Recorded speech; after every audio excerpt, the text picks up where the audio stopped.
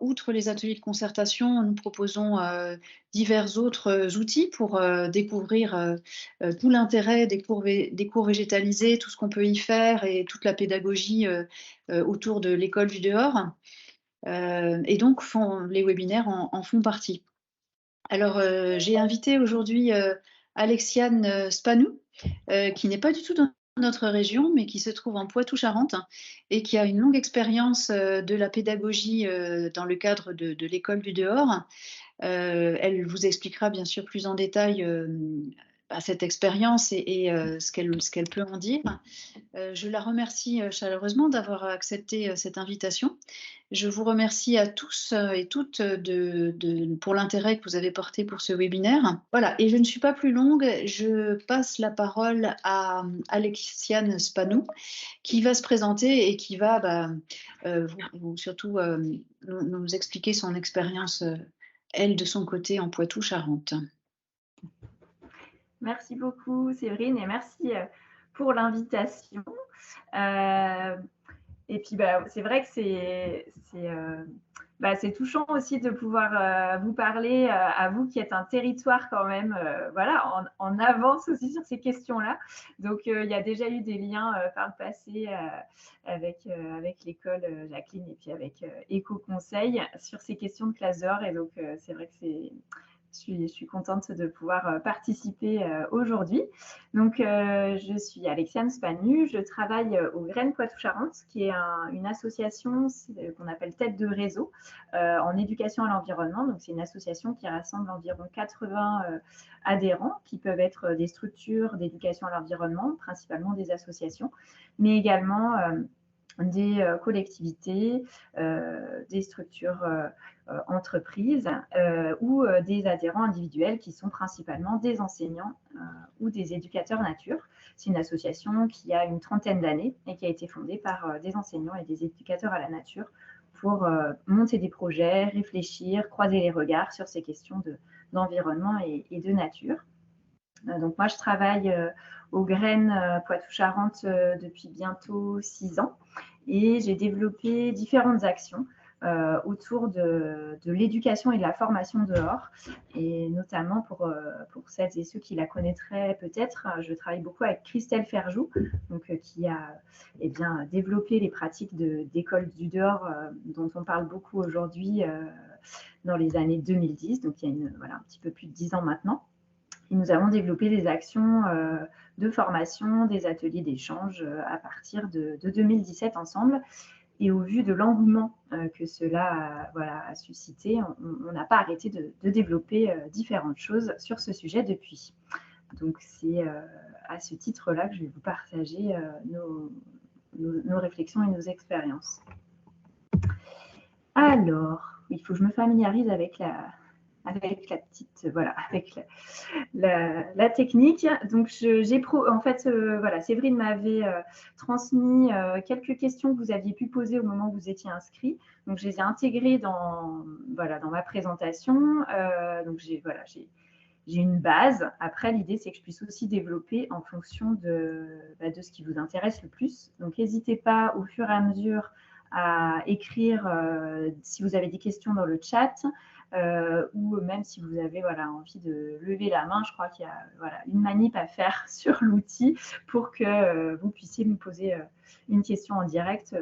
Moi, j'ai plus l'habitude d'être dehors en formation action que derrière un écran en visio, donc ça sera avec grand plaisir que je pourrai écouter vos voix et essayer de répondre à vos questions. Donc, n'hésitez pas. Donc, j'ai prévu un début d'intervention sur sortir, c'est vital. Donc, ça, c'est un slogan qui a été construit par la dynamique sortir, qui est une dynamique à laquelle je participe, qui est un réseau à l'échelle nationale qui s'est mobilisé avec différents acteurs de différents secteurs. Ça peut être des éducateurs de l'éducation populaire, des éducateurs à l'environnement, des enseignants, des éducateurs sportifs, des acteurs de promotion de la santé, qui, en 2008, ont fait le constat que les pratiques éducatives dehors étaient de moins en moins présentes et qu'il y avait sûrement des choses à faire. Donc, je vous en parlerai un petit peu plus tout à l'heure, mais en tout cas, c'est dans ce cadre-là que nous avons aussi développé nos actions en Poitou-Charentes. Donc, ce qu'on m'avait demandé, hein, c'était justement de vous partager des bénéfices en fait de la classe dehors. Donc voilà, il y en a de nombreux, et donc voilà, je vous en partagerai certains. Et puis, j'ai proposé aussi donc de vous montrer voilà, quelques grands principes en fait, qu'on peut mettre en œuvre dans la classe dehors pour favoriser justement tous ces bénéfices. Je vous parlerai également des accompagnements qu'on mène sur la classe dehors. Il y avait notamment une question là-dessus sur ce qui pouvait être déployé par l'éducation nationale. Donc, je vous en parlerai rapidement. Et puis, il y avait aussi une question sur les idées d'activité. Alors, je pense que Sarah Wauquiez en avait largement parlé dans sa conférence, mais voilà, je vous en ai cité quelques-uns, et si ça vous intéresse, je pourrais développer davantage et puis faire un petit point sur les ressources pour aller plus loin. Voilà pour le menu. Et donc, c'est parti. Alors, oui, à chaque fois, je me plante pour passer les slides. Et donc, je vous propose, pour commencer, de nous mettre quand même dans le sujet et de prendre quelques instants pour que chacun se remémore des souvenirs d'enfance dans la nature.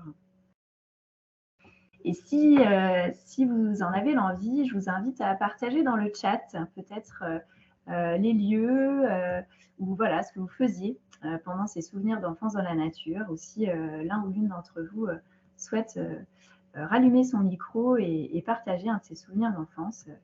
Ça serait avec plaisir. Alors, Louisa nous dit construire des cabanes. Effectivement, moi aussi, j'ai construit beaucoup de cabanes. Et c'est un des sujets qui revient beaucoup de la classe dehors. Alors, je ne sais pas, voilà, pour vous, si c'est quelque chose de facile, observer les végétaux aussi. Si vous avez beaucoup de souvenirs d'enfance dans la nature ou pas. En tout cas, aujourd'hui, ça n'est plus si fréquent. Il y a notamment une étude anglaise qui a été menée en 2017 auprès de jeunes de 15 à 34 ans et qui a montré que eh bien, sur cette tranche d'âge, la majorité des personnes avaient des difficultés à citer plusieurs souvenirs d'enfance dans la nature. Et en fait, c'est un phénomène qu'on observe depuis un petit moment, et à tel point qu'on parle aujourd'hui d'extinction de l'expérience de nature. Ah voilà, il y en a d'autres qui arrivent. Sentir les odeurs de la forêt, de la terre. Oui. Et donc voilà, en tout cas pour moi, je ne sais pas comment c'est pour vous, mais pour moi, les souvenirs d'enfance dans la nature, c'est vraiment des moments marquants de ma vie et qui sont constitutifs vraiment de la personne que je suis aujourd'hui. Et c'est vrai que de me dire que finalement, ces expériences de nature là sont de moins en moins fréquentes, je trouve ça vraiment triste en fait, dommage. Et donc voilà, c'est aussi pour ça que je suis vraiment contente de faire ce que je fais au quotidien pour pouvoir proposer aux enfants en fait de vivre des expériences dans la nature. C'est aussi des moments de liberté. En tout cas pour moi, souvent il y avait ce plaisir du jeu sans les adultes et d'une grande liberté dans la nature. Donc je ne sais pas si c'était pareil pour vous. En tout cas, il y a quelque chose d'important aussi dans la possibilité de proposer des espaces où les enfants, des espaces et du temps, où les enfants peuvent jouer en dehors de la présence des adultes. Et je vais vous proposer un autre petit jeu de questions. Voilà. Est-ce que vous vous êtes déjà posé la question des déplacements que vous faisiez quand vous étiez enfant, en autonomie, à pied ou en vélo, et quelle distance vous parcouriez? Et est-ce que vous avez déjà fait le comparatif avec vos parents, vos grands-parents et avec vos enfants ou vos neveux et nièces, si vous en avez? Et est-ce que vous avez constaté des différences? Parce que là, c'est pareil, il y a des changements sur ces modes de déplacement. Donc, il y a plusieurs études qui ont été menées sur ces questions des déplacements. Là, j'avais regardé une étude qui avait été faite à Bordeaux sur plusieurs familles et qui donc avait interrogé les différentes personnes de la famille, mais il y a également une grande enquête qui a été menée aux États-Unis par le journaliste Richard Louv en 2005. Et ce qu'on constate, c'est que donc au fil du temps, les enfants sont de moins en moins autonomes dans leurs déplacements. Avec nos modes de vie, on utilise de plus en plus la voiture. Donc les déplacements à pied ou en vélo sont de plus en plus réduits et donc les enfants sont de moins en moins aussi seuls. Dans les villes, on voit très peu en fait aujourd'hui d'enfants qui sont sans supervision des parents. Et il y a un chiffre, voilà, moi qui m'avait vraiment fait froid dans le dos, qui est issu donc de l'enquête de Richard Louv en 2005, qui indique qu'en 30 ans, la superficie du territoire donc où les enfants peuvent circuler sans supervision immédiate des parents a diminué de 90%. Donc ça se passe aux États-Unis, mais la tendance est la même chez nous. Donc voilà, 90%, c'est énorme en un petit peu plus d'une génération. Donc c'est vrai que quand on s'occupe pour moi qui travaille avec des associations de protection de la nature, voilà, on regarde aussi les déplacements des animaux, etc. Et 90% de réduction, c'est absolument énorme. Et donc c'est notre c'est notre cas aujourd'hui. Et moins on a été en contact en fait enfant avec la nature, moins on est à l'aise pour proposer aux enfants d'aller dehors. Et ainsi, d'une génération à l'autre, le contact à la nature se perd à très grande vitesse. Pourtant, l'enfance, c'est une période clé pour la construction d'une relation sensible à la nature et d'une identité environnementale. Et ça, c'est à la fois important pour le développement de l'enfant, mais également pour ensuite relever des enjeux environnementaux qui nous attendent et pour pouvoir continuer de vivre sur cette planète.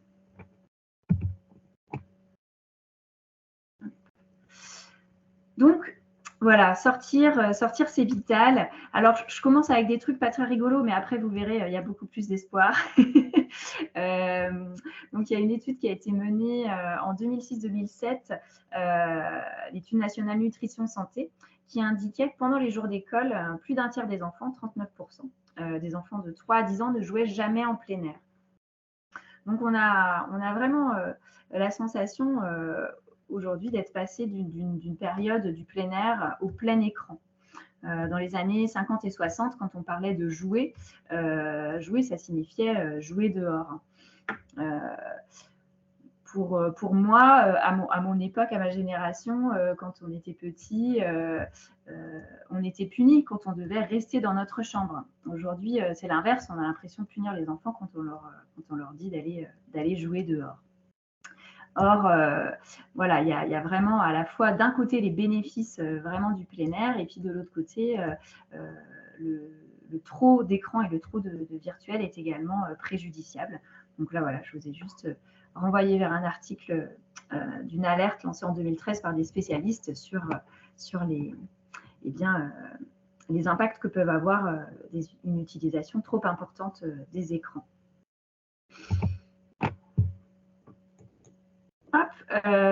Et nous manquons également de nature et d'activité physique. On a de moins en moins de contact avec la nature. Je parlais des expériences tout à l'heure, voilà, qui s'amenuisent d'une génération à l'autre, mais c'est aussi parce que en fait, nos modes de vie ne le favorisent pas. En France, en moyenne, on passe plus de 80% de notre temps dans des espaces clos. Donc, que ça soit parce qu'on travaille en intérieur ou parce que nos temps de loisirs, on les passe en intérieur ou parce qu'on passe beaucoup de temps dans les transports. Et donc, il y a aussi une logique d'éloignement en fait, des espaces de nature, à ce qu'on appelle à fort degré de nature, parce que les distances s'allongent en fait, entre les lieux d'habitation et les espaces à fort degré de nature. En France, on a les 3/4 de notre population qui vit en ville. Et donc voilà, pour se retrouver à la campagne, il faut se déplacer. Et les lieux en ville sont c'est la grosse tendance, parce qu'évidemment, il y a des villes qui tentent d'aller à l'encontre, et notamment tous les projets dans lesquels vous êtes engagés vont à l'encontre de cette tendance. Mais voilà, globalement, on est dans une logique de facilitation des flux. On veut éliminer les feuilles, éliminer les branches. Donc, on est de moins en moins au contact en fait, des matériaux naturels, y compris dans les lieux en ville où il y a des arbres, etc. Donc, on a de moins en moins de contact. Et puis, on est donc dans une logique aussi d'urbanisation et de périurbanisation constante, avec une artificialisation des terres agricoles et des espaces naturels qui ne s'arrêtent pas. Donc là, bon, ça, c'est des chiffres d'augmentation, donc 3% d'augmentation de l'artificialisation des terres entre 2000 et 2006. Et puis, en lien avec cet éloignement, en plus de cet éloignement de la nature, on a la problématique des problématiques de santé publique majeures. Donc ça, c'est pareil. Quand j'ai appris ça, moi, ça m'a fait froid dans le dos. Je ne sais pas si vous avez ces éléments en tête, mais l'inactivité physique est la première cause de mortalité évitable dans le monde depuis 2012, avant le tabac. Donc, voilà, moi je sais que ça m'avait quand même un peu scotché. Et avec la crise sanitaire que nous avons connue et les confinements, ça n'a pas arrangé la situation. Et on a l'ANSES qui a publié en novembre 2020 un rapport indiquant que les risques sanitaires associés à la sédentarité, donc c'est le fait de rester assis plus de 7 heures dans la journée, et l'inactivité physique des enfants et des adolescents est vraiment très préoccupante. En fait, on a 2/3 des 11-17 ans qui se situent à un niveau de risque élevé. Et en fait, c'est inédit d'avoir les 2/3 d'une population à un risque élevé. Donc, on est vraiment là face à une problématique de santé vraiment majeure, de santé publique majeure. Et donc, voilà, qu'il faut prendre en compte. Et donc, voilà, donc là, je vous ai posé un peu le contexte et les enjeux, donc des enjeux environnementaux forts, des enjeux de santé publique importants, des enjeux aussi de contact et de rapport sensible à la nature. Il y a bien évidemment également des enjeux sociaux et de vivre ensemble qui sont importants. Et donc, eh bien, la classe d'or peut contribuer en fait de façon on pourrait dire relativement simple, à portée de main en tout cas, à contribuer à relever ces défis. Les bénéfices de la classe dehors.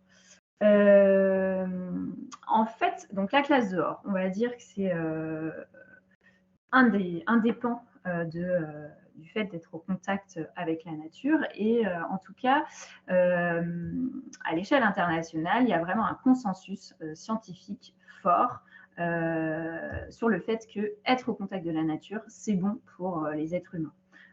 Dans plein de disciplines, en fait, il y a vraiment énormément d'études qui ont été menées à plein d'endroits de la planète et qui donc affirment que le contact à la nature est important pour nous. Donc là, je vous ai mis l'extrait d'une fiche ressources qu'on a constituée avec le groupe départemental classe dehors des Deux-Sèvres, du département des Deux-Sèvres auquel je participe. C'est un groupe départemental partenarial qui associe des formateurs de l'éducation nationale et des associations d'éducation à l'environnement. Et on a conçu cette fiche ressources suite à des problèmes qu'avaient rencontrés certains enseignants pour pratiquer la classe dehors, parce que certains parents ne souhaitaient pas que leur enfant vienne à la classe dehors, en particulier l'hiver, et ils étaient un peu démunis pour répondre, rassurer ces parents. Donc on a produit cette fiche qui s'appelle Santé et classe dehors, et on a rappelé notamment les différents bénéfices qu'avait l'enseignement régulier dehors. Donc il y a des effets sur la santé. C'est bon pour la santé. Enseigner dehors donc renforce le système immunitaire, prévient la myopie, c'est le fait d'être au contact de la lumière naturelle, a priori, qui prévient la myopie, les allergies et les maladies cardiovasculaires. C'est également bon pour développer la créativité, la coopération, l'esprit critique, la communication. L'école du dehors stimule davantage et plus facilement ces compétences que l'enseignement classique en salle. Ça développe également l'autonomie des enfants, l'autodiscipline, la concentration et les compétences langagières. Donc, tous ces éléments-là, hein, c'est des éléments qui relèvent d'écrits scientifiques. Donc, vous avez les références en dessous. Le fait d'être au contact de la nature aide à la gestion du stress, renforce l'estime de soi. Être dehors dans la nature améliore le bien-être, absorbe les effets des événements négatifs de la vie et réduit le stress. Et ça stimule également, donc là c'est plus pour les enseignants parmi vous, les apprentissages fondamentaux en langue, en mathématiques, en sciences. Et donc les spécialistes conseillent de lier l'apprentissage conceptuel à l'expérience directe. Ah, pardon, j'ai appuyé alors qu'il ne fallait pas. Et donc ça rééquilibre aussi ce que j'abordais tout à l'heure, le trop virtuel. Donc en fait, il y a plein d'expériences qui ont été menées pour voir quels effets avait la nature sur les humains. Donc, moi, j'ai un bouquin que je vais vous montrer, voilà, qui s'appelle « Pourquoi la nature nous fait du bien » chez Duno. Donc, ça, c'est des expériences qui ont été menées en psychologie. Et bon, c'est assez amusant en fait de voir toutes les expériences qui ont été menées pour repérer quelles différences de comportement il y a quand on est en face de la nature ou pas. Donc il y a des expériences qui remontent à déjà très longtemps et qui ont montré par exemple, qu'on guérissait plus vite quand on est à l'hôpital et qu'on a une plante verte dans sa chambre ou qu'on a un extérieur qui donne sur de la nature plutôt que sur un univers bétonné. Je peux vous donner quelques exemples de différentes études, mais il y en a vraiment plein. Donc, une étude a montré que sortir après une échéance de travail serrée ou même après avoir lu un texte complexe a un effet réparateur à court terme.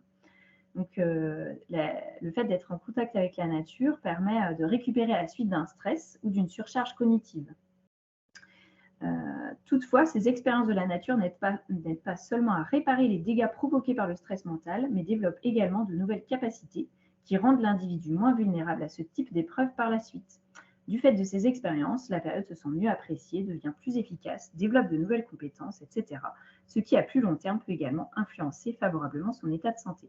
Donc ça, c'est un extrait d'un article publié dans Santé publique en mai 2019. Il y a également un professeur en neurosciences cognitives à l'université de l'Utah qui a réalisé des expériences et qui a mesuré la créativité de groupes qui avaient passé 6 jours en immersion dans la nature et en comparaison avec un groupe qui n'avait pas eu cette expérience, il a mesuré que la créativité avait augmenté de 50%.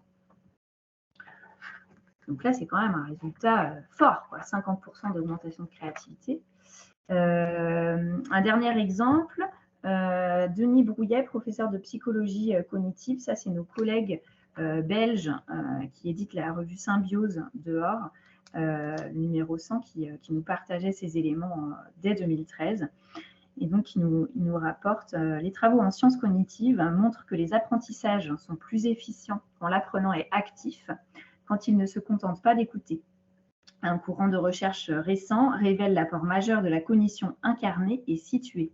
Ces recherches montrent que les processus cognitifs sont intimement liés aux processus sensorimoteurs, c'est-à-dire à nos expériences sensorielles, vue, ouïe, odorat, toucher, goût, et à nos actes moteurs. Donc c'est vrai que ça, c'est vraiment un des éléments importants, notamment dans la classe dehors, c'est qu'on va mobiliser en fait beaucoup plus facilement tous les sens que quand on est dans une classe et que ça va donc aider à ancrer l'expérience et à ancrer les apprentissages. Et enfin, voilà, ça c'est aussi un élément intéressant. On a également des études qui montrent que des activités réalisées dans un environnement vert peuvent réduire les symptômes du trouble d'hyperactivité avec déficit de l'attention. Donc ça, c'est aussi des retours de terrain qu'on a eu d'enseignants qui travaillent avec des enfants à besoins particuliers. Et effectivement, le dehors permet des contextes en fait différents. Et pour certains enfants, de trouver de l'apaisement, de trouver une place de manière différente.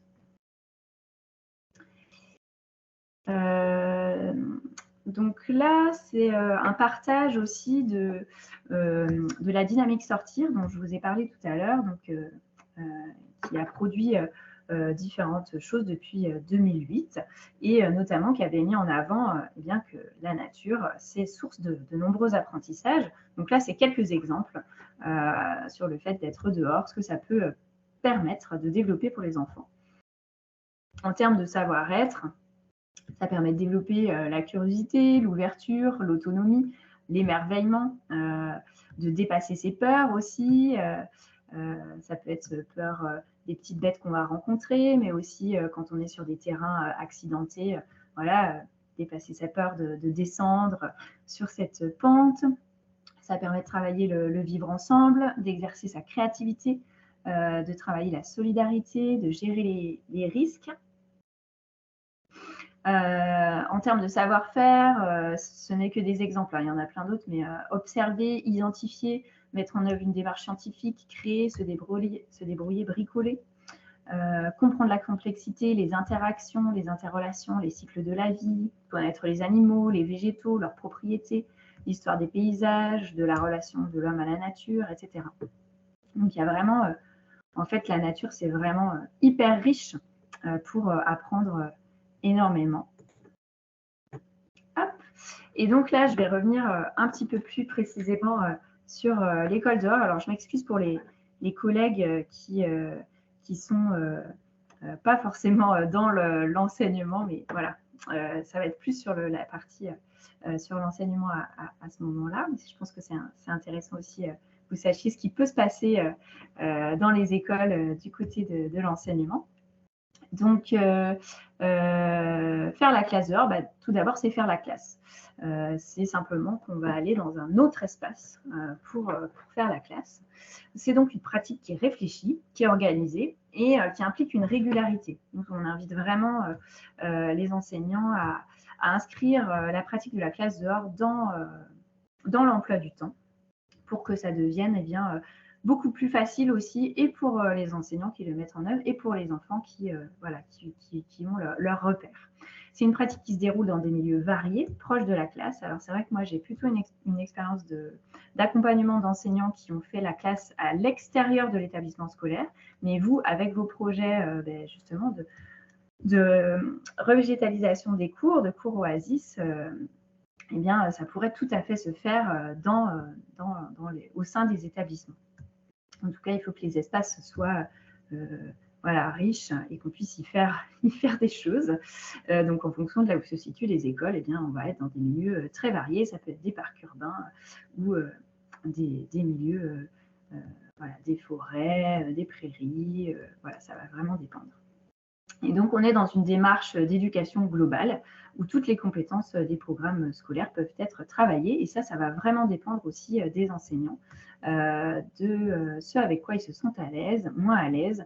Parfois, on peut démarrer avec un domaine d'enseignement avec lequel on se sent à l'aise d'aller dehors et puis développer plus au fur et à mesure. Ça va vraiment dépendre de chacun.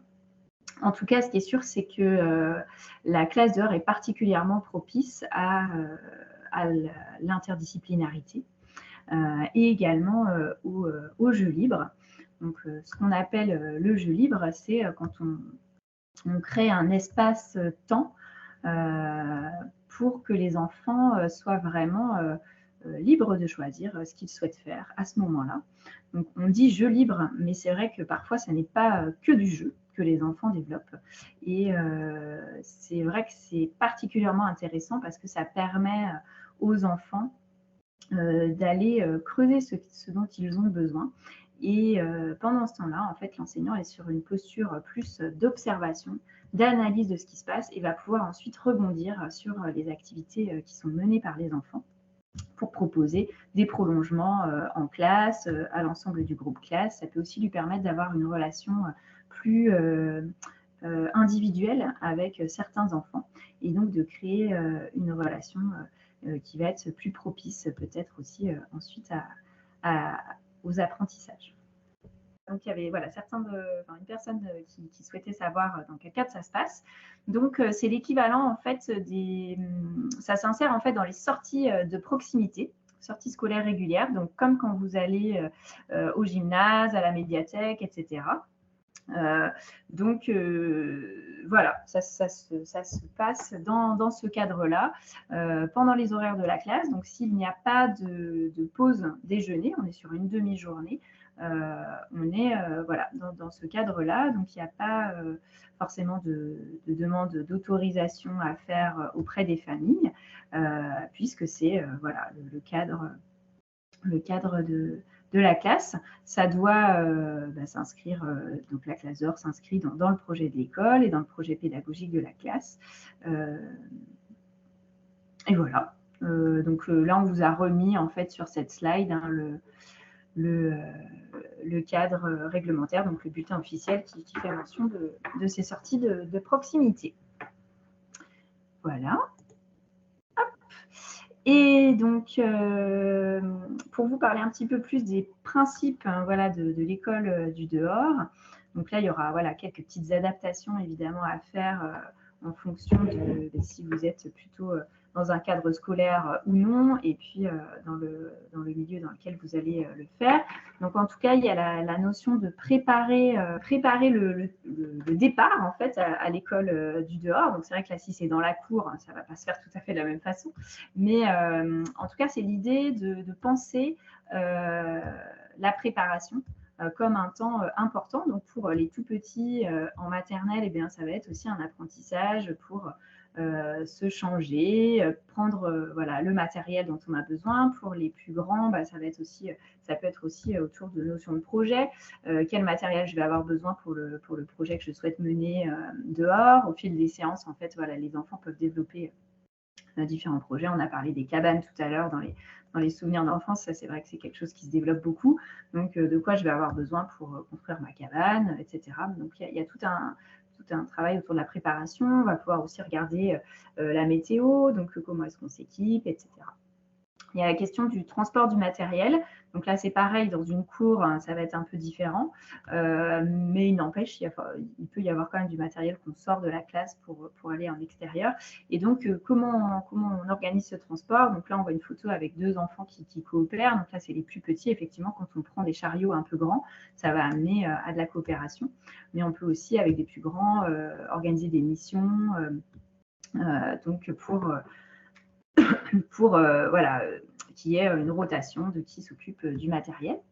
Et donc, un élément important qui est autour des pièces libres. Proposer des pièces libres, donc ça c'est un architecte, Nicholson, qui a développé ces éléments dans les années 70 et en disant que quand on propose donc des pièces mobiles, des pièces libres, ça augmente vraiment la créativité des enfants. Donc l'idée c'est de pouvoir avoir du matériel qui puisse bouger, que les enfants vont pouvoir mobiliser de différentes façons, pas forcément avec les usages que nous on en a en tant qu'adultes. Et donc ça va être vraiment propice pour eux à des jeux, à de l'imaginaire, à des expérimentations. Et donc voilà, ça c'est important et c'est aussi assez différent de ce qu'on va pouvoir trouver habituellement sur du mobilier urbain où tout est bien ancré, qu'on ne peut pas bouger et donc c'est vrai que c'est limitant en termes d'utilisation. Aménager de nouveaux espaces en fonction aussi de ce qu'on observe des usages des enfants. Donc là, vous avez l'image d'une petite fille qui allait gratter la butte de terre et qui a utilisé les rondins comme support en fait hein, pour faire de l'argile. Et puis, donc voilà, ça c'est le dernier élément, c'est vraiment faire des liens entre le dehors et le dedans. Alors ça, pour les débuts de l'enseignement, c'est pas toujours le plus simple, mais après c'est vraiment très très intéressant justement tout ce qui peut comment on peut rebondir d'une séance qui a été vécue dehors à l'intérieur, comment on peut faire une introduction en classe sur une notion qu'on va ensuite expérimenter dehors ou inversement. Et donc, c'est vraiment extrêmement riche. Et pour nous, c'est vraiment une pratique. Voilà, la classe dehors, ça n'est pas la classe dehors toute seule, entre guillemets, enfermée dehors. C'est vraiment bien une alternance entre le dehors et le dedans. Donc, je vous en ai déjà un petit peu parlé hein, du jeu libre. c'est vrai que c'est important d'offrir des temps assez longs de jeu libre. Donc le jeu libre, hein, pour les enseignants maternels, c'est vraiment partie prenante, hein, des programmes. C'est écrit noir sur blanc, c'est un élément extrêmement important pour les enfants. Mais pour les plus grands, c'est également important parce qu'ils vont pouvoir justement rentrer en projet. Ça permet aussi voilà, d'être sur quelque chose de vraiment en lien avec les besoins des enfants. Donc on est plus sur de l'individualisation. Ça permet de l'individualisation quand on propose des temps de jeu libre. Donc il y a une photo là, voilà, où on a des enfants qui sont en train de grimper sur des grands troncs d'arbres. Donc ça, c'est à l'école de Pompère, là où a commencé la classe d'or Christelle Ferjou. Et donc il y a effectivement l'idée de faire confiance aux enfants dans ce qu'ils vont expérimenter, dans leur capacité d'apprendre, et se faire confiance aussi en tant qu'enseignant ou qu'animateur, éducateur, dans ce qu'on va proposer dehors. Il y a un élément important qui est aussi de favoriser la verbalisation des expériences. Ça, c'est vraiment extrêmement important. Il y a des choses très riches qui vont être vécues dehors. Et donc, pour pouvoir s'appuyer sur cette expérience, la verbalisation est importante. Et en plus, c'est une très forte motivation pour les enfants pour s'exprimer, en fait. Donc, à la fois pour le langage oral et la production d'écrits, tout ce qui va être vécu dehors, tous les aspects sensoriels aussi peuvent être vraiment un très bon point d'appui pour tout ce qui va être langage oral, production d'écrits, mais également expression artistique et également expression par le corps. Il y a un autre point qui est autour de laisser le temps de l'exploration. Donc ça, c'est aussi en lien avec un petit clin d'œil avec le jeu libre. C'est vrai que c'est important de pouvoir prendre le temps, de laisser le temps aux enfants d'explorer, de faire leurs expériences. Ça peut parfois être long.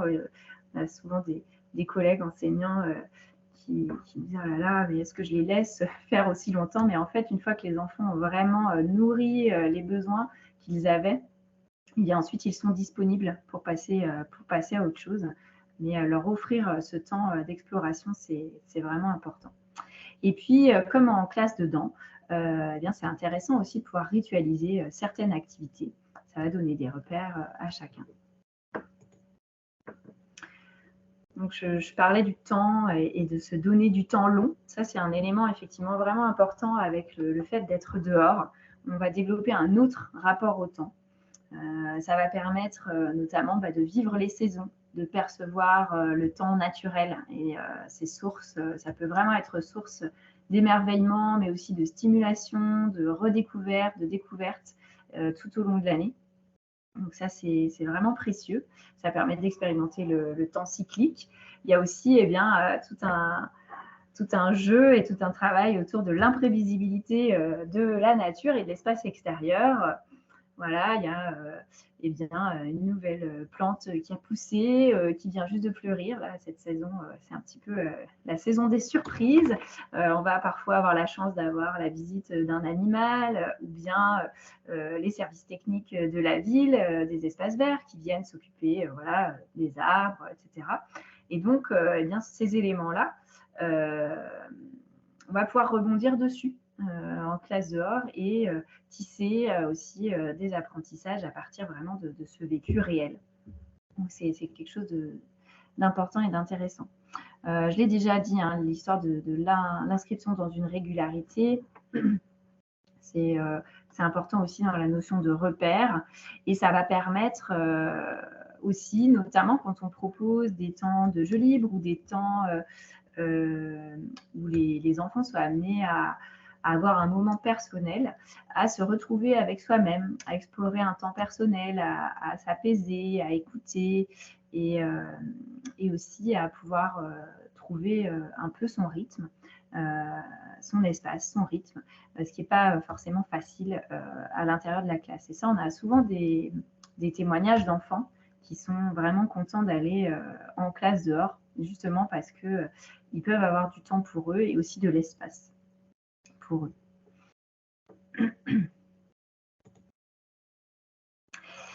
Et donc là, je vous ai fait un petit topo sur en fait, l'enseignement dehors, ça peut toucher plein de personnes avec des rôles un peu différents. Et donc voilà, c'était un peu l'idée de vous montrer ces différents rôles. Donc évidemment, il y a l'enseignant qui est initiateur de la classe dehors. Donc c'est lui qui va poser le cadre pédagogique et sécuritaire, qui va accompagner les enfants dans leurs apprentissages, qui va observer et analyser les observations collectées. Si on est en école maternelle, eh bien, il y a les ATSEM qui vont être aussi là sur le terrain. Et c'est important que ces personnes soient aussi embarquées dans le projet et voilà, pleinement partie prenante pour que ça se passe bien. Donc, les ATSEM vont pouvoir accueillir aussi les projets des enfants, vont observer, vont pouvoir parfois proposer des ateliers aussi, et puis partager les observations avec l'enseignant et partager aussi les analyses de ce que les enfants ont vécu.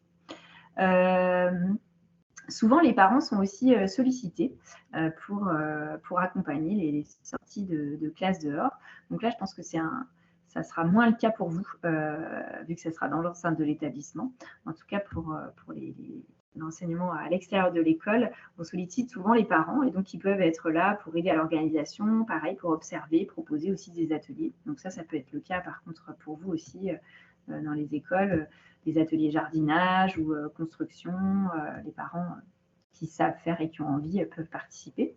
Et puis, il y a des intervenants extérieurs, donc ça peut être des éducateurs nature-environnement, des artistes, qui vont pouvoir, dans le cadre de projets, par exemple, transmettre un contenu pédagogique précis, proposer une pratique artistique singulière, enrichir le projet, stimuler aussi le projet, l'expérience avec les enfants. Et puis, il y a encore une autre posture qui est la posture d'accompagnement de l'enseignant dans son projet de classe dehors. Donc, ça peut être réalisé soit par l'institution, avec les conseillers pédagogiques, soit par des structures associatives. Donc, ça, par exemple, le GREN Poitou-Charentes intervient dans ce cadre-là pour soutenir l'initiative de l'enseignant, ses réflexions sur la mise en place du projet, l'apport de ressources, l'accompagnement sur la démarche, une ou plusieurs étapes du projet. Et on peut aussi également aider à contribuer à l'analyse de la pratique dans le temps. Pour cet enseignement dehors, il y a des éléments de posture, de changement de posture qui peuvent être importants. Tout dépend aussi de comment ça se passe à l'intérieur de la classe. En tout cas, il y a un des éléments qu'on aime bien partager, c'est de se dire que on n'est pas obligé de tout anticiper dehors et que justement, c'est aussi ça la saveur d'aller dans la nature, c'est qu'on va pouvoir rebondir sur voilà, ce qui va se passer. C'est ce que je parlais aussi tout à l'heure de l'imprévisibilité. C'est important de pouvoir soutenir les explorations des enfants avec bienveillance, de pouvoir observer ce qui se passe, d'accompagner. Très souvent, il faut se réfréner pour ne pas intervenir, pour que les enfants puissent aller au bout de leurs explorations, de leurs découvertes. Donc, il y a vraiment à trouver cette juste posture aussi, notamment dans le jeu libre, pour laisser les enfants vraiment explorer par eux-mêmes et soutenir, mais avec peut-être un peu plus de distance. Il y a tout le travail autour de l'accueil des paroles, des écrits, dont j'ai déjà un petit peu parlé avant, la question d'offrir de l'autonomie dans un cadre évidemment établi avec les enfants. Et puis, ça aussi, on a pas mal de témoignages de collègues qui nous disent que la pratique de classe dehors est venue aussi questionner leur propre rapport à la nature et que depuis que, souvent c'est des femmes d'ailleurs, elles font classe dehors, leur rapport à la nature a changé, elles sont plus attentives elles aussi aux changements qui se passent, à l'observation, etc. Donc questionner son propre rapport à la nature peut aussi être important et utile. Et puis, pour accompagner les pratiques, j'ai participé à une grande recherche-action participative nationale qui a été portée par notre réseau national l'ex-réseau École et Nature qui s'appelle maintenant le FREN, donc les réseaux français d'éducation à la nature et à l'environnement. Donc, ce projet de recherche-action participative, il s'appelle Grandir avec la nature. On l'a débuté en 2018 et on arrive à la fin de ce projet. Et donc, en Poitou-Charentes, on a accompagné 16 enseignantes dans 11 écoles différentes sur les 3 cycles, maternelle, cycle 2 et cycle 3. Et on s'est interrogé sur les effets des pratiques régulières de classe dehors sur le langage, l'imaginaire, l'expression des ressentis, la concentration, l'affirmation de soi, l'agitation, la relation aux autres, la relation à l'environnement. Enfin, ça, c'était les questions qu'on se posait au tout départ. Depuis, on a un petit peu réduit quand même la focale parce que ça faisait beaucoup. Et donc, on a réalisé, en tout cas les enseignantes ont fait une collecte de données sur 1 ou 2 années scolaires avec différentes méthodes. Ça pouvait être des grilles d'analyse, des vidéos, des enregistrements audio avec des retranscriptions, des dessins. Et donc, voilà, nous sommes vraiment là à la fin de ce projet avec la co-interprétation des données. Nous avons écrit un premier article scientifique qui est en train d'être évalué. Et nous présenterons donc pendant les rencontres internationales de la classe dehors à Poitiers le 1er juin, le jeudi 1er juin, les résultats de notre recherche. Donc voilà, je ne peux pas vous les partager aujourd'hui, mais en tout cas, on est en train aussi de mettre en place de nombreuses ressources pour valoriser et diffuser les résultats de cette recherche au long cours. Donc, on sera ravis de vous les partager. Et d'ores et déjà, vous avez les résultats des recherches qui ont été menées sur les autres territoires en France qui sont accessibles sur le site du FREN. Et je vous les ai mis dans la slide sur les ressources. Donc, il y a des vidéos, des mémoires, des rapports de recherche. C'est extrêmement riche. Et puis, il y a un autre espace qui nous a permis d'accompagner aussi le développement des pratiques, c'est le groupe départemental partenarial classe dehors des Deux-Sèvres, donc avec lequel on a fait la fiche santé et classe dehors dont je vous ai parlé tout à l'heure. Donc, c'est un groupe qui rassemble des formateurs de l'éducation nationale et des éducateurs à l'environnement. C'est un groupe partenarial donc, qui est assez unique. Il a été initié à la suite du confinement de 2020 par la DSDEN des Deux-Sèvres. Et nous avons commencé à travailler en partenariat à la rentrée 2020 avec la conception de formation de formateurs de l'éducation nationale. Et puis, cette année, nous menons une action, donc la production de ressources, et cette année, nous menons une action plus spécifique pour les enseignants spécialisés. Et également pour les structures qui proposent l'aide à la scolarité, l'aide aux devoirs, dans les cadres des classes, donc contrats locaux d'aide à la scolarité pour qu'ils se passent dehors et aider donc les enfants en difficulté scolaire à avancer avec ces pratiques en extérieur. Donc cette année, on est plutôt sur une thématique de l'inclusion en classe dehors. Et donc voilà, c'est comme ça qu'on soutient les pratiques sur notre territoire. Et voilà, et donc pour terminer et donner des idées d'activités, alors là, il y en a vraiment, c'est pareil, hein, il pourrait y en avoir énormément. J'en ai sélectionné 2 qui sont issus de participantes de la recherche action Grandir avec la nature. Donc ça, c'était une classe de maternelle qui sort dans un parc urbain à Poitiers. Donc, si vous venez aux rencontres internationales de classe dehors, vous pourrez visiter ce lieu de classe dehors parce que c'est là que se dérouleront les rencontres. Et donc, les enfants avaient à chaque séance un temps de jeu libre. Et eh bien, voilà, en fait, il y avait énormément de gendarmes dans ce parc. Et donc, ça a vraiment passionné les enfants. Ils sont devenus, mais alors, plus que fans des gendarmes. Et donc, les enseignantes ont proposé tout un travail à partir de l'observation du jeu libre et de cet intérêt pour les gendarmes autour donc de dessins. Donc, l'idée, c'était de proposer aux enfants de dessiner 2 mémoires les gendarmes. Ensuite, il y a eu un temps de dessin avec de visu, donc avec les gendarmes sous les yeux. Il y a eu également des apports de documentaires, donc notamment avec La Petite Salamandre. Donc, je ne sais pas si vous connaissez, mais ça, c'est aussi une ressource précieuse. Et à nouveau, des nouvelles séances de dessin. C'est-à-dire qu'une fois qu'on a lu le documentaire, qu'on a appris combien il y avait de pattes, on redessine à nouveau les gendarmes. Et donc là, les photos qui vous sont partagées, c'est des dessins de fin de séquence, une fois que tout ça a été travaillé. Il y a également un livre qui a été proposé qui s'appelle Dans ma main d'Amandine Laprin, où l'auteur en fait compare les gendarmes à des masques africains. Et donc, ça a aussi donné l'idée d'imaginer et de créer des masques pour les enfants. Donc voilà, à partir d'une observation de « il y a des gendarmes, les enfants regardent », on propose du dessin d'observation, une activité documentaire, une activité de connaissance naturaliste, et ensuite on ouvre sur un album, une approche littéraire et une approche plus artistique.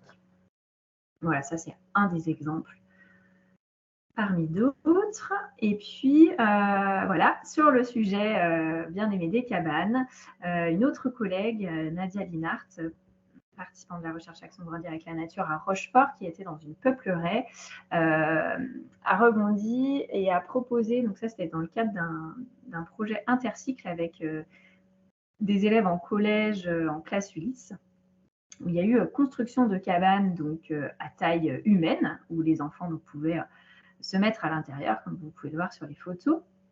Et puis, donc l'enseignante a fait une série de photos qu'elle a ensuite remontrées aux enfants en classe en leur demandant de retrouver les solides qui pouvaient correspondre aux photos de leur cabane. Donc, ils ont utilisé ensuite les solides qu'ils avaient en classe, ils les ont moulés dans de la semoule, et ensuite, comme ils étaient en partenariat donc, avec les collégiens. En fait, les collégiens sont aussi venus construire les cabanes avec les enfants de maternelle, et ensuite les maternelles allaient rencontrer les collégiens. Et ils avaient envie de construire des cabanes. Sauf que les cabanes dans le collège, c'était pas aussi pratique que ça, que sur l'espace de classe dehors. Donc, ils ont eu l'idée de construire des cabanes, mais avec un changement d'échelle, donc de construire des cabanes pour les barbapapa. Donc là, elle les a amenés à travailler sur la question de l'échelle. Donc là, il y a eu toute une série aussi de photos prises avec les mini-cabanes et les barbapapa. Et puis, il y a un travail aussi, tout un travail qui a été fait autour de rencontres d'œuvres plastiques autour des cabanes. Ça, c'était aussi en lien avec l'enseignante, la prof de collège, qui était prof d'art plastique.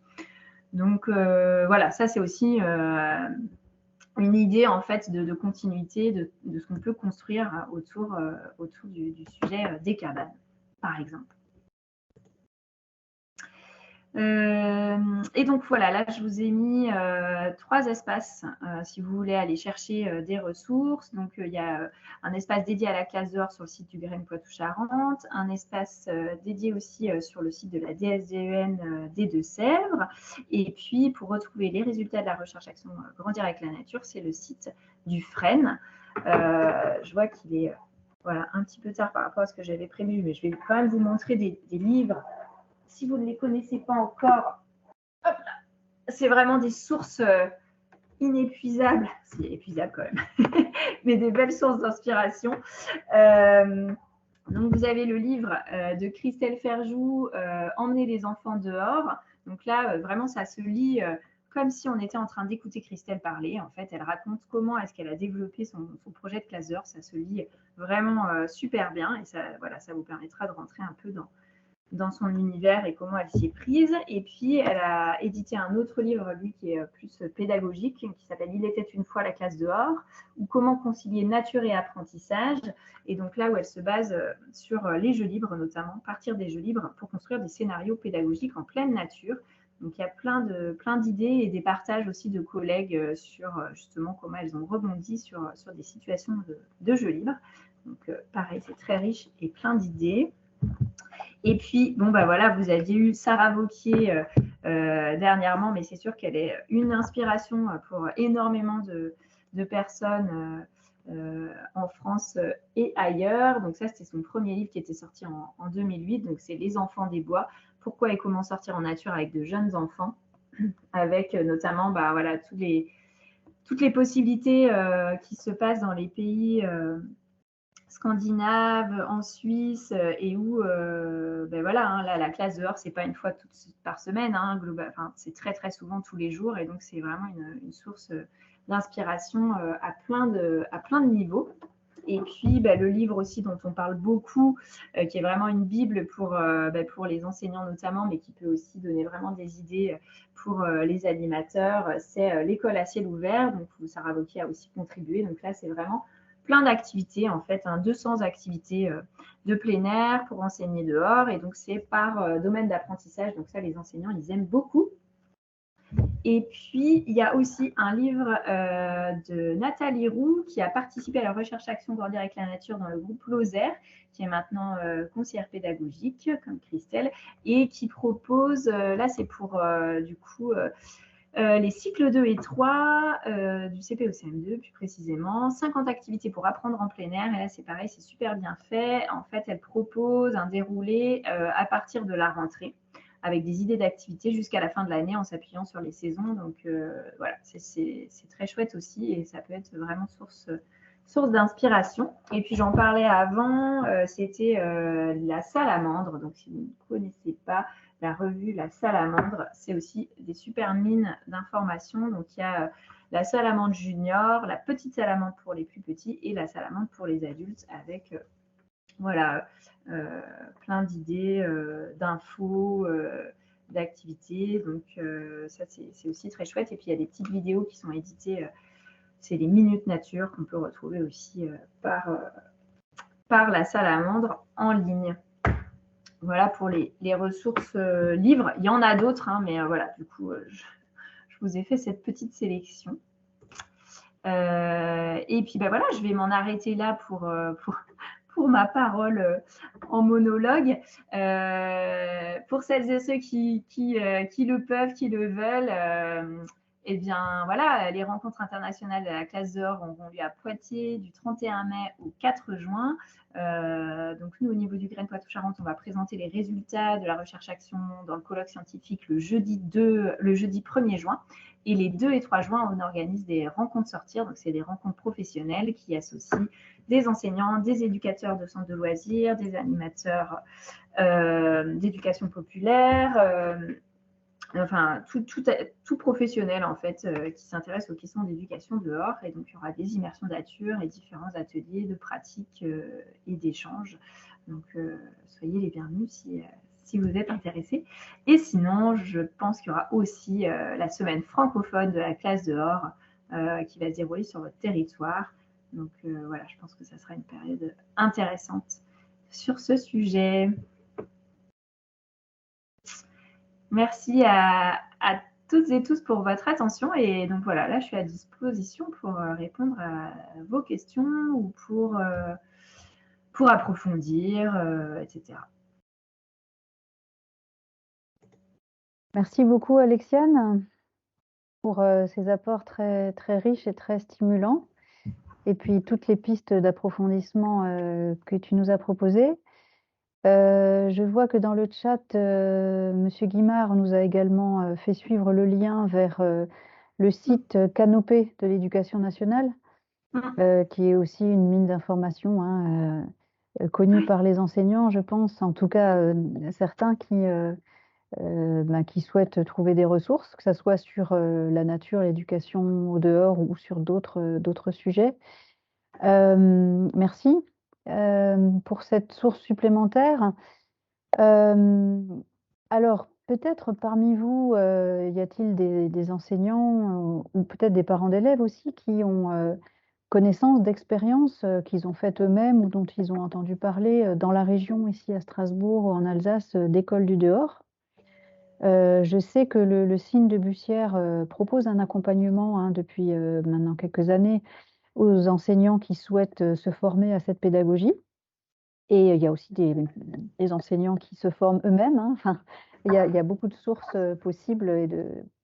Donc, Est-ce que certains d'entre vous qui ont vécu cette expérience souhaitent intervenir pour faire part de leur témoignage, ou est-ce que certains qui souhaitent se lancer mais ont encore peut-être des interrogations, des inquiétudes, souhaitent interroger Alexiane voilà, sur ces points-là? Donc la parole est à vous. On a prévu jusqu'à 18h30 un échange, donc n'hésitez pas, c'est le moment. Alors après, je sais que parmi vous, vous travaillez aussi avec les jeunes enfants, donc c'est vrai que moi, j'ai pas forcément trop évoqué ces éléments-là, parce que du coup, c'est vrai que c'est pas forcément... on n'a pas forcément beaucoup développé ça ces derniers temps, mais en tout cas, les premiers ateliers autour de l'éducation dehors qu'on avait menés, c'était des ateliers conjoints avec éducateurs, éducatrices de jeunes enfants, enseignants et éducateurs à la nature. Et c'est vrai qu'il y a tout un mouvement aussi autour des structures d'accueil de la petite enfance sur le dehors. Et voilà, les enjeux sont très importants aussi. Et donc voilà, il y a vraiment des choses en commun à développer. Et pareil, oui, là, je sais que le CIN accompagne aussi, accueille même aussi des jeunes enfants. Voilà, j'espère que pour ceux qui n'étaient pas enseignants, vous pouvez faire des ponts avec aussi vos pratiques et vos préoccupations professionnelles.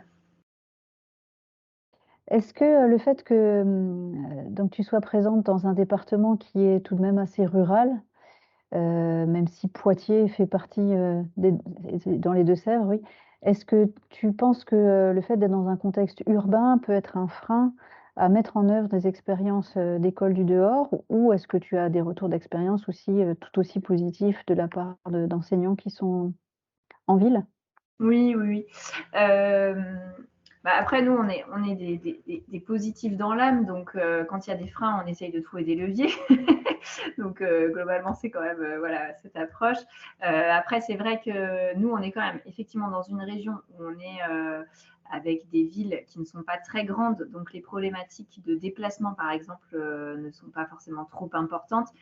C'est vrai que quand on peut se déplacer à pied pour aller sur son site de classe d'heure, c'est vraiment l'idéal. Et donc ça, c'est des problématiques voilà, on ne rencontre pas en fait d'avoir besoin de prendre les transports en commun, par exemple, pour se déplacer. Mais sinon, non, en ville, c'est tout aussi intéressant, tout aussi riche. De toute façon, voilà, sortir de la classe, être confronté à l'extérieur, ne serait-ce qu'avec voilà, hein, la météo, ça va quand même être plus riche que juste dans l'enceinte de la classe.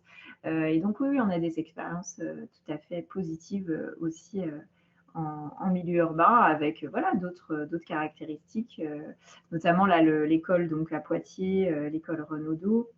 Donc eux, ils sont vraiment sur un parc urbain, hein, donc avec du passage, plein d'autres usagers du parc, mais ça crée aussi des interactions intéressantes. Il y a eu tout un travail avec justement les agents des espaces verts, où les enfants voilà, sont vraiment hyper intéressés quand il y a voilà, des travaux. Donc ça génère aussi des interactions qui sont chouettes. Donc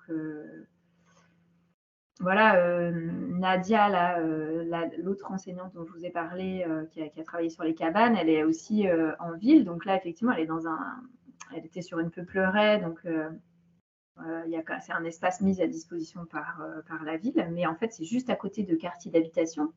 Et donc, c'est très intéressant aussi. Justement, ça a permis aussi à des familles d'aller davantage investir ce lieu sur les temps non scolaires, alors que avant la classe d'heure, ils ne le faisaient pas du tout.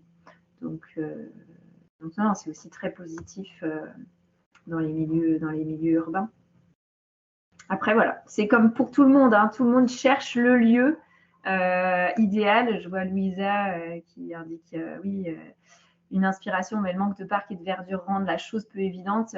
C'est sûr, au départ, effectivement, il y a quand même une question autour du lieu, quel lieu choisir. Et puis après, en tout cas, nous, ce qu'on aime à dire, c'est que faut commencer, et puis après les choses s'ajustent. Très souvent, il y a des partenariats qui se mettent en place avec quand c'est sur des terrains communaux, voilà, avec les communes. On peut apporter un peu de matériel si vraiment c'est trop pauvre, voilà, des rondins, des branches, des feuilles, de la terre. Et donc, ça permet d'améliorer en fait au fur et à mesure.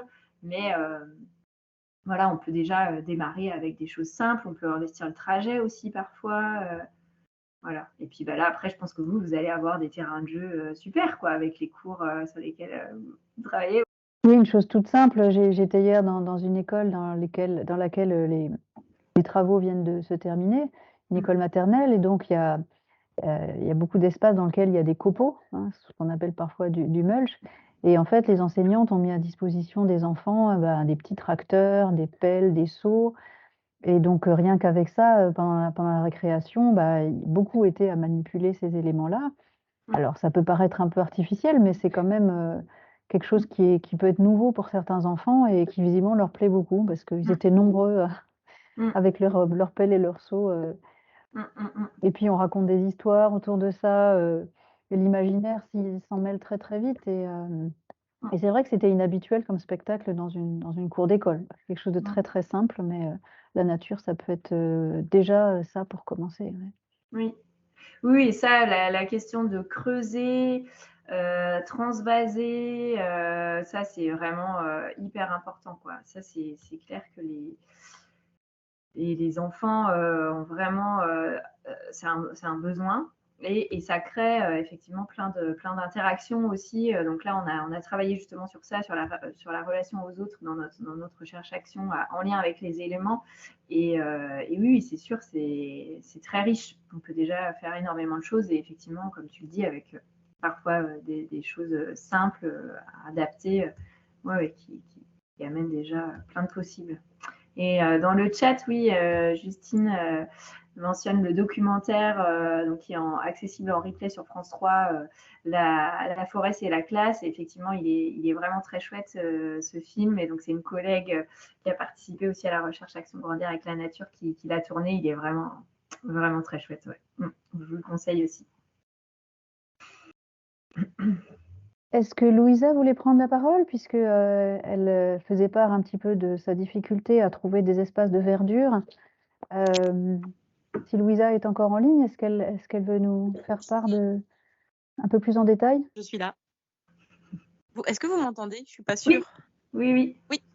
Non, je disais que c'est quand même une école de centre-ville, près de la gare de Strasbourg, et c'est vrai que pour se rendre dans un parc ou dans un espace vert, c'est tout de suite pas mal de trajets. Disons, c'est le seul frein pour moi. Alors, on a des collègues qui ont des trajets qui peuvent aller jusqu'à une demi-heure pour se rendre sur leur lieu de classe dehors. Et en fait, après, on peut aussi, alors évidemment, tout dépend du trajet qu'il y a à faire. Il y a parfois des espaces, effectivement, un peu, qui demandent de l'attention par rapport à la sécurité, mais on peut aussi vraiment investir le trajet comme déjà le début de la classe dehors, faire des stops à certains endroits, être déjà dans de l'observation, proposer des petits défis sur le trajet et que ça devienne aussi voilà, vraiment déjà le moment de la classe dehors. Vous êtes avec quel niveau de classe? CE2. CE2? Ah, en Oui. plus, il est grand, donc c'est bien. Ouais.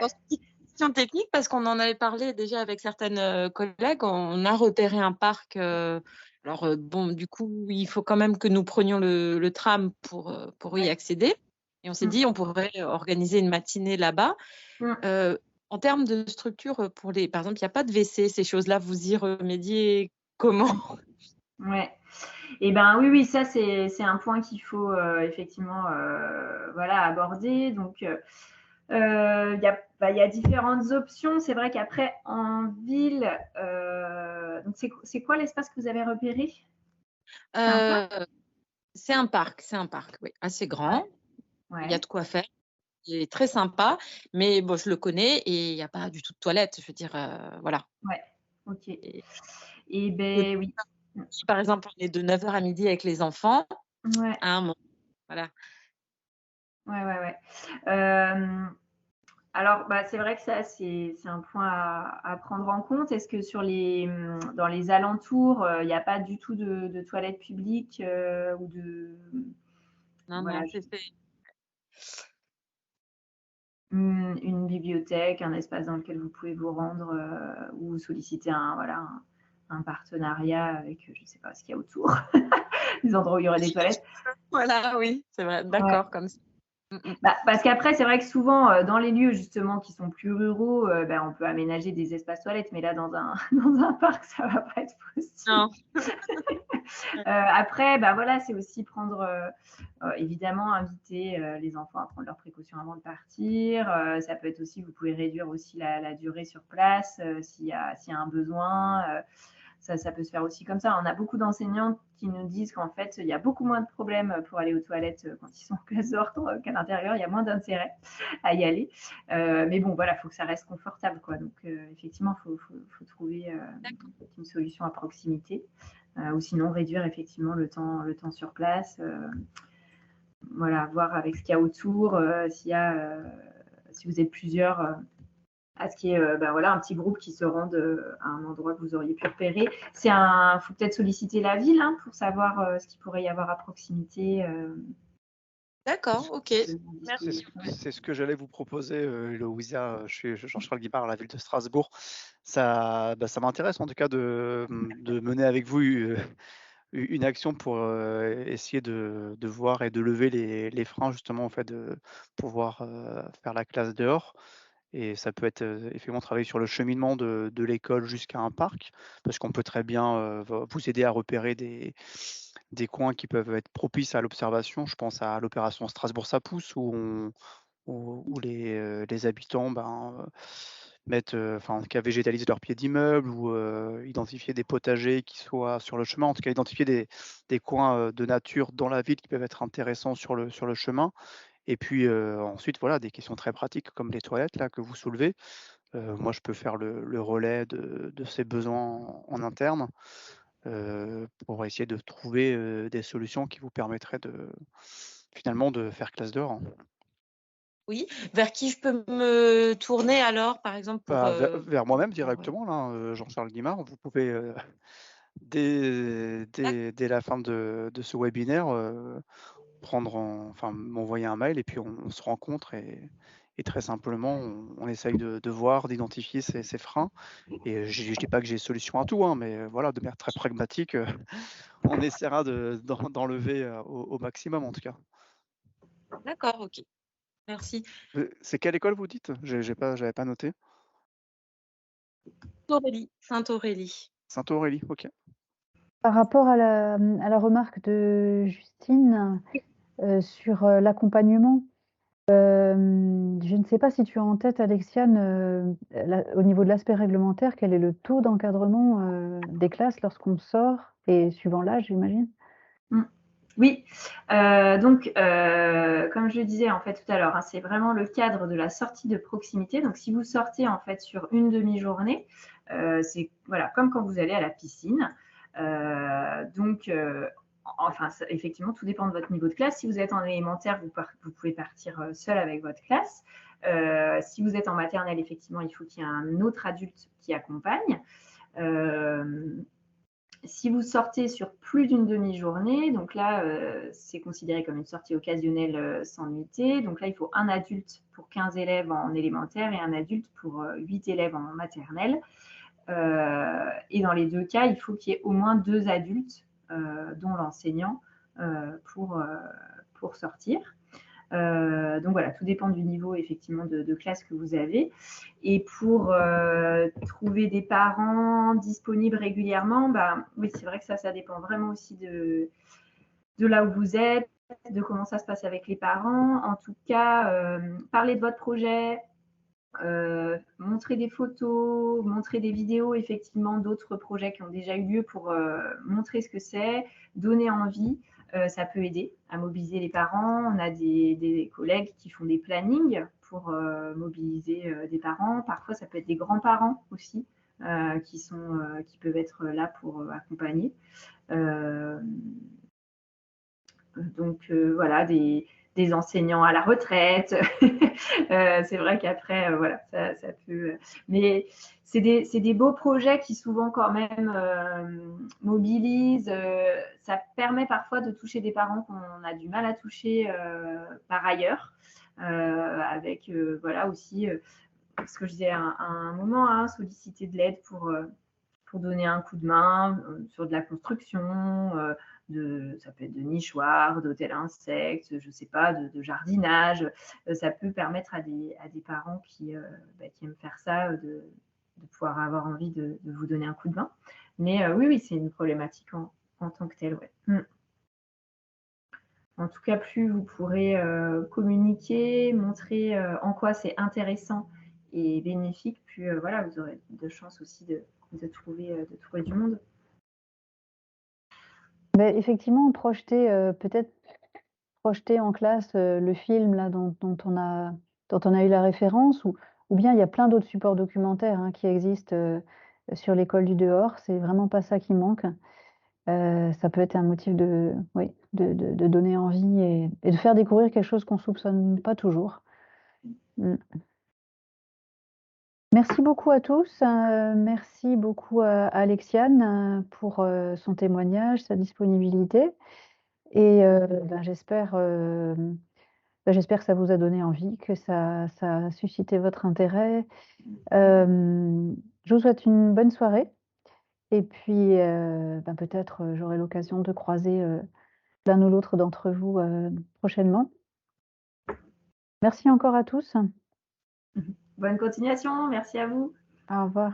Bonne soirée, enfants.